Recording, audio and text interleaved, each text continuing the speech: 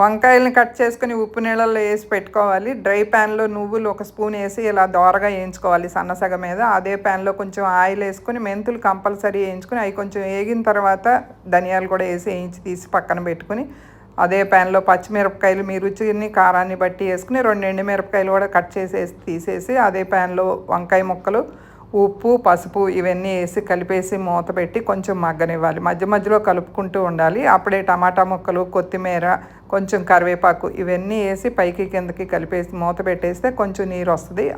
ఇప్పుడు చింతపండును కూడా మధ్యలో పెట్టేసి అలా ముక్కలతో మూత పెట్టేస్తే వంకాయలో ఉన్న నీరుకి టమాటాలో ఉన్న నీరుకి మగ్గిపోతుంది చింతపండు కూడా.